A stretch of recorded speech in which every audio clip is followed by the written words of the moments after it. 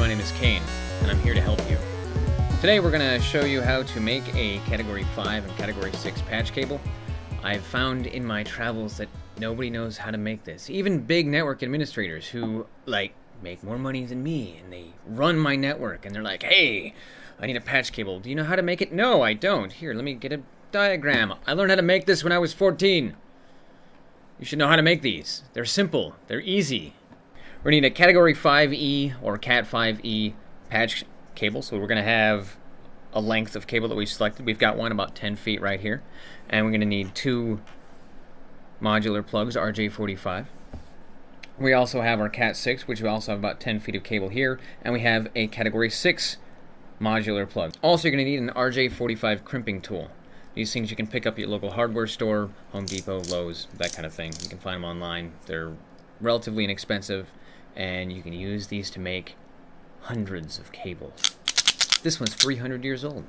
People will always ask you, what's the difference between Cat 5e and Cat 6? And first and foremost, Cat 6 is a bigger cable. It is a higher standard of cable. It is able to shoot gigabit networks down with a lot less crosstalk, which is the noise that is made with the electricity running over the wires talking to each other, and it slows down your network if you got too much crosstalk. So Cat 5e will be good for gigabit. Cat 6 is just better for gigabit networks.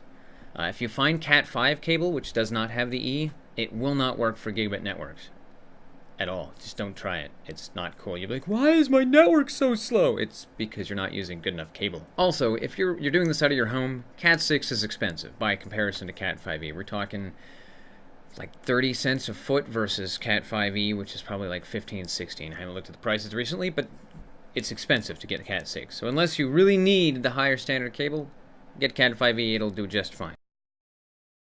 So we want to scar the cable sheath so we can break away the sheath and expose our conductors on the inside. So we're going to use it just very gentle. We're going to scar the cable sheath with the cable wire, or with the cutter there. And now we're just going to bend the cable, and you can see the real stress here. You can bend it, and you can put some stress on it, and it'll break away. Alright. Get the sheath exposed. Now once we're here, we want to separate out our pairs, and you'll notice this little string here. This is actually for pulling back and exposing more of the cable.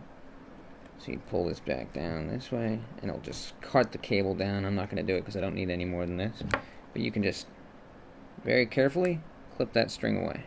Here I've untwisted all of our conductors into our different color codes. So we've got our orange pair, our brown pair, a green pair, and the blue pair. We want them to be in this order I'm going to give you right now. It's going to be white with the orange stripe, orange. And then it's going to be white with the green stripe, solid blue, white with the blue stripe, solid green, white with the brown stripe, solid brown.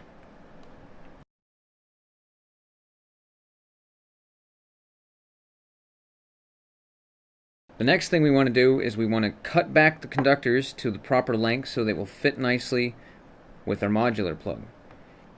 There's a crimp on the inside of the plug that will be pushed down when you crimp it with the crimping tool. It's a lot of crimping. You want the sheath to be extended past this little space here, so it will get crimped down and it will hold your cable in place. Okay, so these conductors have to come all the way up to the end of the mod plug, and we want this blue sheath to extend past the crimping space that's right here. So we're going to measure about where we want it, and we figure this length is good. And we want to cut, but we don't want to cut at an angle. We want to cut as straight across as possible. That's why we use these wire cutters.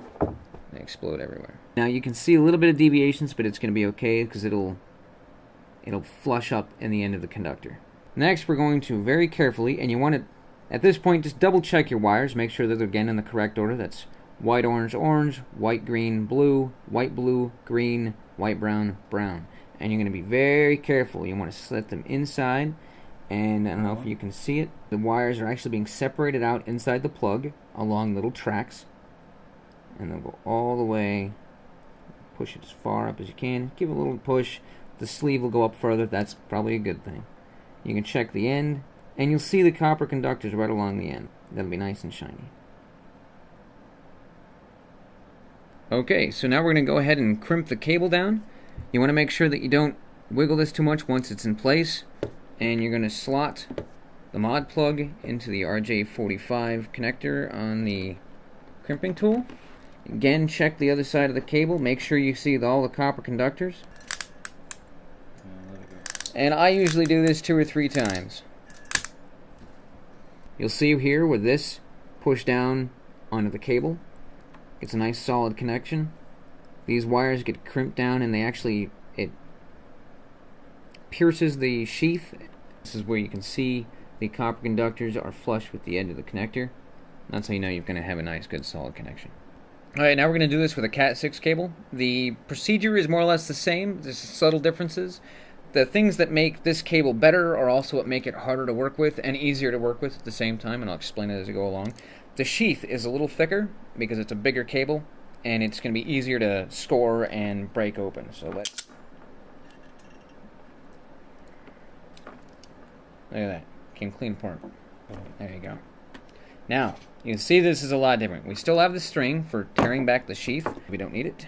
Careful not to cut any of your wires.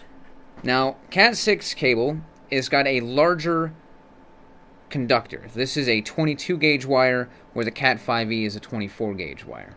Which means that this, for all of you Europeans, this is bigger. Just a little bit, but it's bigger. This piece is just a big glop of insulation. It separates out all of the wires and runs the entire length of the cable. So each pair, as you can see the twist here, each pair is separate down the length of the cable. And they do this to, again, eliminate crosstalk, which is the noise that is generated, the electromagnetic noise that is generated by these wires with electricity flowing through them does not crosstalk over to here. Or it does, but it's minimal. Very carefully, we want to just remove this bit of insulation because it just makes our lives a living hell.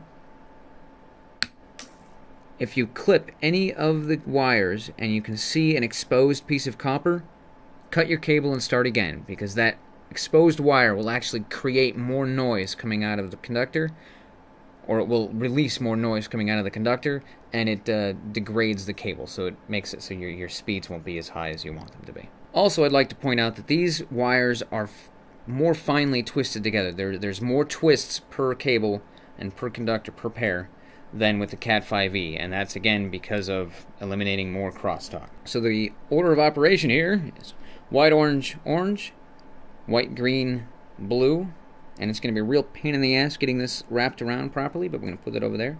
And we're going to do white, blue, and then it's going to be green, and it's going to be white, brown, and brown. And we want to flatten these out as much as possible, which is what I'm doing here. I just kind of wiggle them around until they just flatten out. Again, we want to measure the length of what we're looking at. But then I'm going to introduce this little piece, and I'm going to confuse you all. This slides into the middle of this, and it's just another piece of insulation that protects from crosstalk. So we want to cut this a little higher out, and we want to put these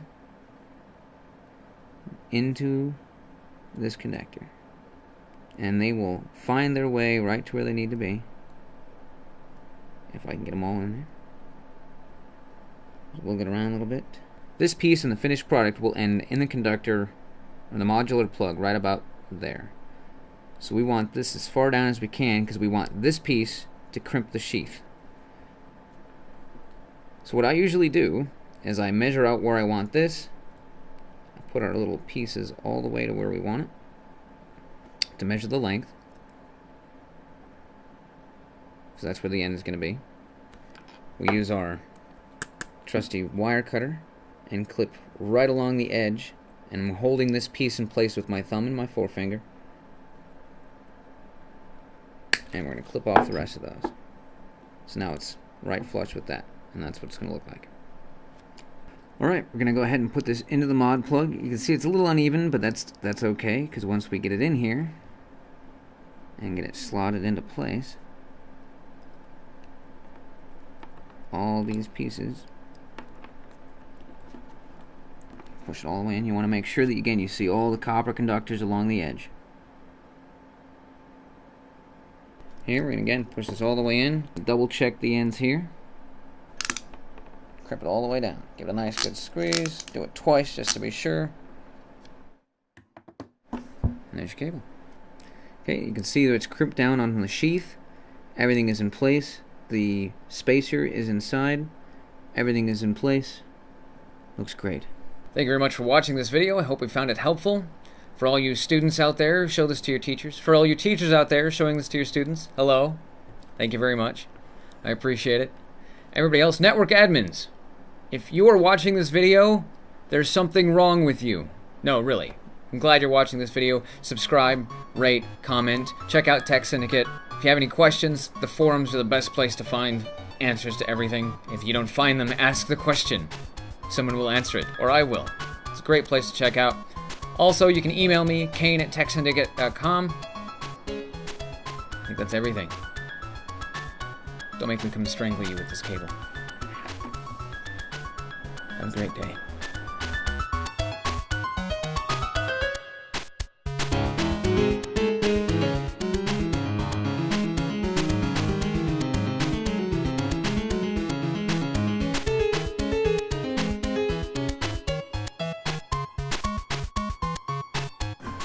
Would you like to date a guy who makes network cables?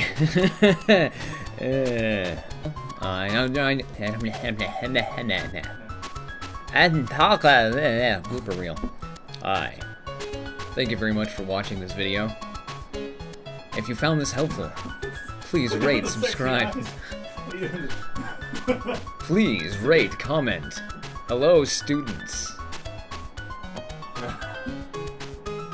Check out Tech Syndicate. I flooded that, didn't I? Check out Tech Syndicate.